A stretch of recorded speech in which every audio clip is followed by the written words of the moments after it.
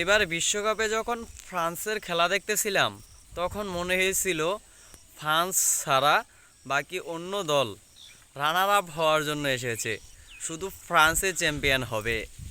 কিন্তু কে জানে 2010 সালের পর বাদ হওয়া স্পেনেই তাদেরকে আটকে দেবে। অসাধারণ খেলেছে কিন্তু লামিল ইয়ামাল। তিনি কিন্তু নিজের প্রথম বিশ্বকাপেই কিন্তু তার দলকে কিন্তু ফাইনালে উঠিয়েছে।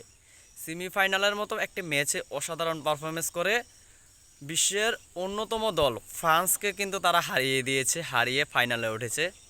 ভাই, আমি চাইবো এবারও কিন্তু স্পেনের হাতে ট্রফিটা উঠুক। এই সেমিফাইনালে ইংল্যান্ড বা আর্জেন্টিনা যে জিতুক, আমি চাই না যে তারা চ্যাম্পিয়ন হোক, কারণ স্পেন কিন্তু লামিল ইয়ামালের হাতে কিন্তু একটা ট্রফি দেখতে চাই। তিনি কিন্তু নিজের প্রথম বিশ্বকাপে তার হাতে যদি ট্রফি ওঠে তাহলে কিন্তু এটা কিন্তু অসাধারণ দেখা যাবে। সো কে কে চান স্পেনের হাতে ট্রফি ওঠুক, অবশ্যই কিন্তু কমেন্টে কিন্তু জানিয়ে দিবেন।